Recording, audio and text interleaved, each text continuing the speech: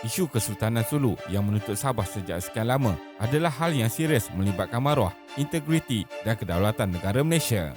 Pada 12 Julai 2022, satu laporan dari Financial Times telah mengejutkan rakyat Malaysia mengenai rampasan dua anak syarikat milik Petronas di Azerbaijan yang bernilai kira-kira 2 bilion US dollar bersama-sama dengan tuntutan sebanyak 15 bilion US dollar oleh pihak peguam mewakili waris kepada Sultan Jamaluddin Kiram kedua. Sebelum ini, pada tahun 2020, isu panas pernah berlaku apabila kerajaan Filipina memasukkan seluruh negeri Sabah dalam peta pasport negara Filipina dengan mendakwa berhak ke atas Sabah berdasarkan sejarah pemilikan Sultan Sulu ke atas Borneo Utara. Persoalan asas yang menjadi hujah pertikaian waris Kesultanan Sulu dan negara Filipina terhadap pemilikan Sabah berasal dari isi kandungan dalam Perjanjian 1878 dengan tulisan Jawi, iaitu adakah Sabah disewa atau diserahkan secara kekal oleh Sultan Sulu kepada syarikat Inggeris Borneo Utara. Jadi, dalam video kali ini, kita akan melihat kenapa waris Kesultanan Sulu masih menuntut Sabah. Teruskan menonton. Borneo Utara di bawah Kesultanan Brunei. Untuk mengetahui sejarah mengenai Sabah atau sebelum ini dikenali sebagai Borneo Utara, kita perlu merujuk kembali mengenai sejarah Kesultanan Brunei kerana Sabah adalah wilayah de facto Kesultanan Brunei sejak abad ke-15. Pada kemuncak kekuasaan Empayar Brunei, jajahan mereka merangkumi sebahagian besar Pulau Borneo dan Pulau Palawan. Terdapat dua kenyataan berbeza daripada sudut sejarah Kesultanan Brunei dan Kesultanan Sulu mengenai hak pemilikan Sabah selepas terjadinya Perang Saudara Brunei 1661 hingga 1673. Dari sudut sejarah, Kesultanan Sulu menceritakan bahawa Bendahara Muhyiddin telah mengutuskan satu surat kepada Sultan Sulu untuk membantunya mengalahkan Sultan Mubin dan menawarkan sebahagian wilayah Sabah sebagai ganjaran. Akan tetapi, ini berlainan mengikut catatan karya sejarah Brunei yang ditulis pada tahun 1880, iaitu Silsilah of the Rajas of Brunei. Isi kandungan karya tersebut jelas menafikan tuntutan oleh Kesultanan Sulu dan menyatakan bantuan Sulu belum tiba sewaktu Bendahara Muhyiddin sedang melakukan serangan ke atas Sultan Mubin di Pulau Cermin. Selepas Perang Saudara Brunei, seluruh jajahan Brunei di Sabah dan Sarawak termasuk Kepulauan Sulu menjadi lemah dan Kesultanan Sulu mengambil peluang untuk menubuhkan kekuasaan de facto di kawasan pantai timur negeri Sabah dari tahun 1703 hingga tahun 1878. Kesultanan Brunei tidak mengiktiraf kewujudan kuasa Kesultanan Sulu atau kuasa lain ke atas wilayah Sabah serta wilayah Sarawak selain pelantikan Raja James Brooke di daerah Sungai Sarawak melalui pelantikan beliau pada 15 Ogos 1842 menggantikan Pengiran Indera Mahkota Pengiran Muhammad Saleh.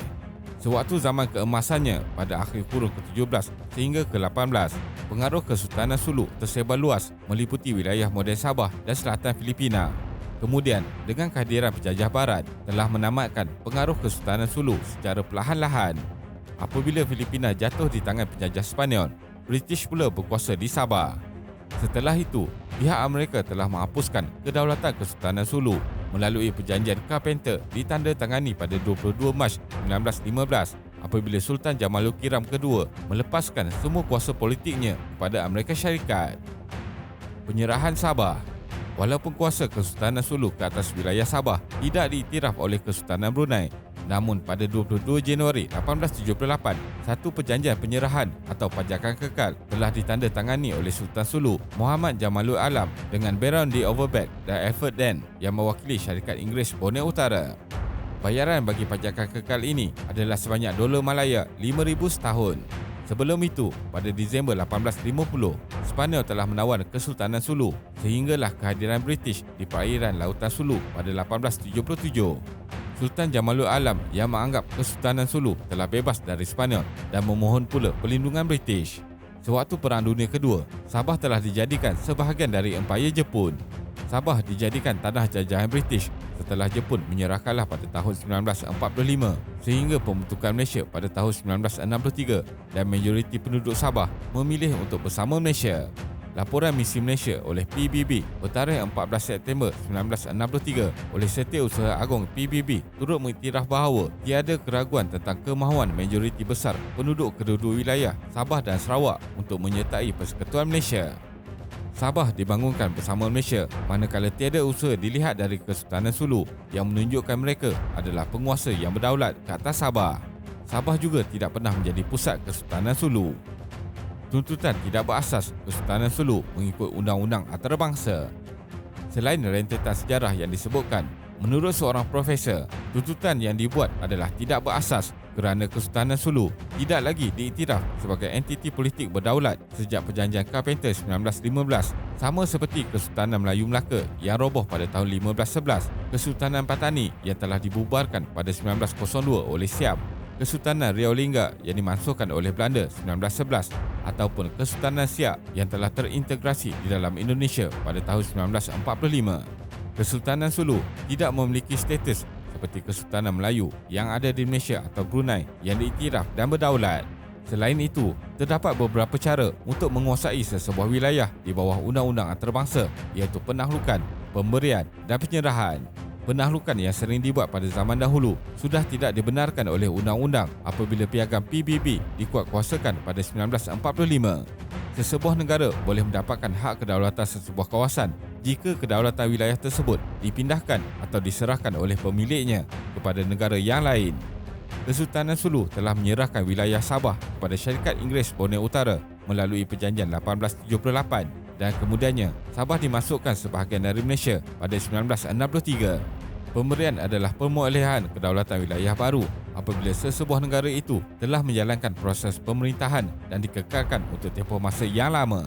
Malaysia sudah mentadbir Sabah sejak tahun 1963 dengan pengiktirafan dari PBB dan pihak antarabangsa.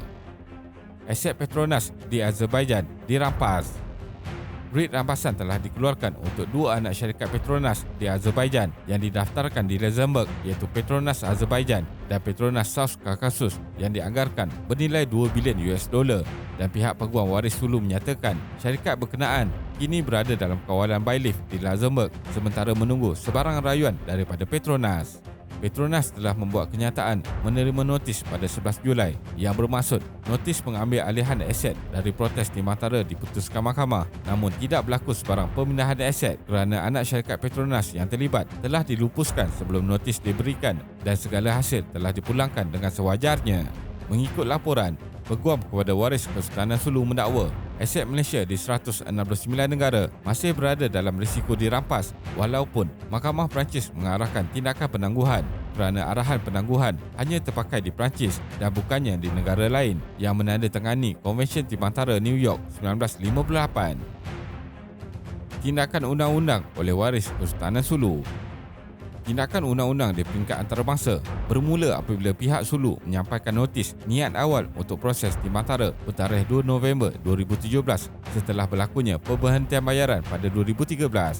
Waris berkenaan telah memulakan kes di Sepanyol kerana Perjanjian 1878 ditandatangani di bumi Sepanyol. Session money ialah bayaran penyerahan dan bukan sewaan seperti didakwa oleh pihak Kesultanan Sulu.